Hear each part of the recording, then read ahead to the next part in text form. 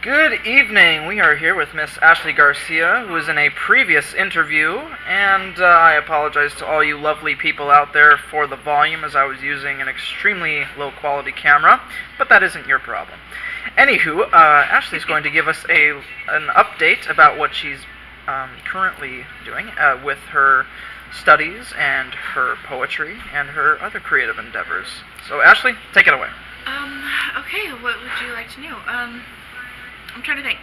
Well, I've been writing more. This year I started off with trying to write a poem a day. Failing so far, but I'm getting there. At least the goal is to have 365 poems by the end of this year. So Nice. I've got 77, so chipping away at it. So Good for you. yeah, I'm writing a lot more and actually kind of forcing myself to open up more and write about not just my typical doom and gloom kind of stuff. So other than that, I've been pretty good, doing good in all areas of life. So That's right. So how consistent have you been with writing a poem a day? Very inconsistent. Just more of a matter of life. My day job just takes me away from it a bit. But when I do write, it's usually I slam out about 5 poems a night. So Ooh. I can do, I'll catch up eventually. That's the goal. I'm sure. So, Do you often find that if you've ever had, I suppose, a dry spell, not exactly writer's block, and because all of you lovely people out there should know there is no such thing as writer's block, but we do have dry spells every now and then.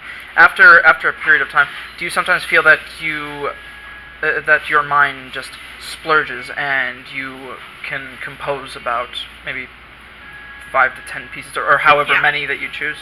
Yeah. So I guess my dry spells, with me, when I write, I was taught to write as a coping mechanism to help me with my mental illnesses. So I wrote when I was in pain a lot, oftentimes. And a lot of my work from last year can really be reflected, you can see that reflected in there.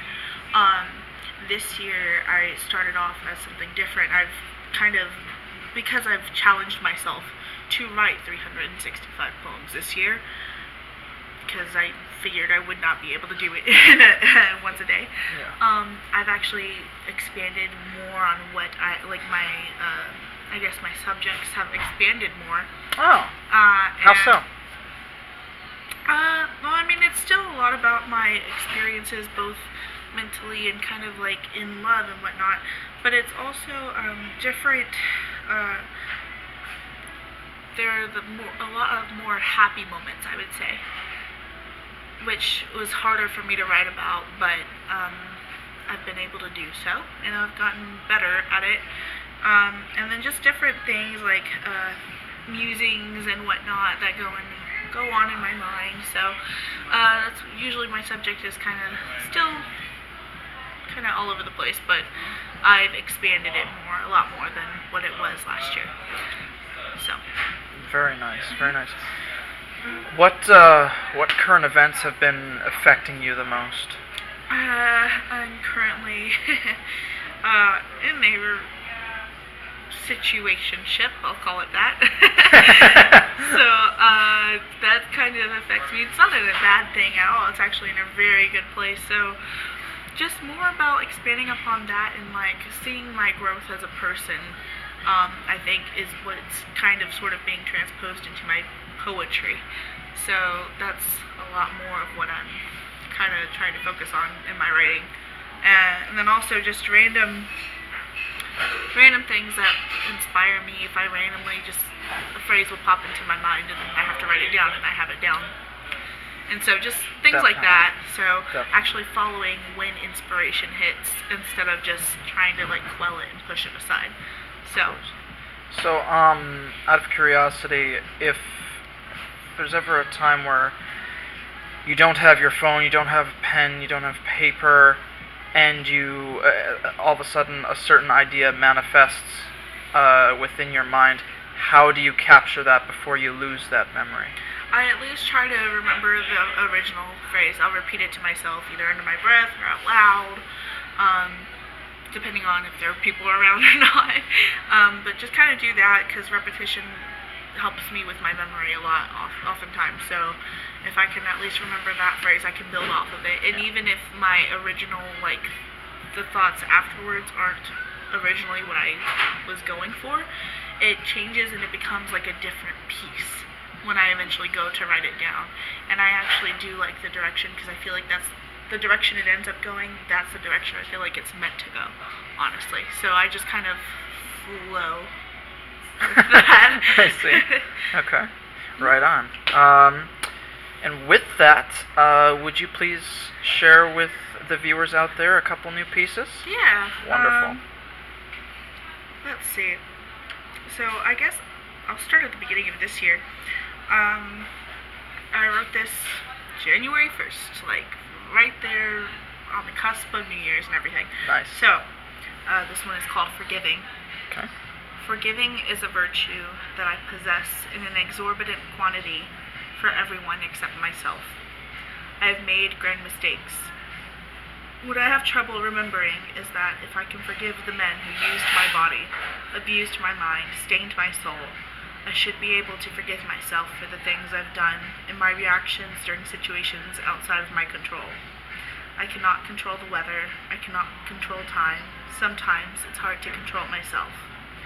There could be a hurricane on a Wednesday at 9 in the afternoon, and I could sit smiling, laughing at the destruction around me.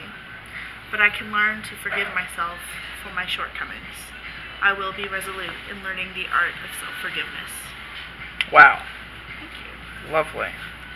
And then, I guess this other one is one of my most recent ones. I wrote this like a couple days ago. Oh, cool. Right on. So this one's called Galaxies. I actually had to do a little bit of research on this. Like, I've been kind of really into space lately, so I've been reading more about it. You and me both. So this one is basically kind of based off of that, but also like emotions. So galaxies. Galaxies. The planets are aligning throughout our many universes. Gases condense. The gravitational pull between us builds, the atoms vibrating with anticipation until the center collapses, and we melt into a fiery core, forming the very beginning of our own starry love. The future is dark matter, for we know not what it is to come from it. But I am hopeful we shall explode, vibrate, condense, collapse, and we shall do it together. We'll create galaxies with our love. Wow. Well, I love that very much. And I know that the many people at NASA would applaud in response to hearing that. That's where I got all my information. Oh, well, there you go. So thank you, NASA. Thank you very much. And with that concludes this interview with Miss Ashley Garcia. Where can we find your work? I actually have an Instagram account. I just opened that like sometime earlier this year. I don't know when, but if you'd like, you guys can follow me at Ashley Garcia Poetry, Ashley_Garcia_poetry on Instagram. And I also have a Twitter that needs more updating, but I have one. And it should be the same. Let me just double check about that.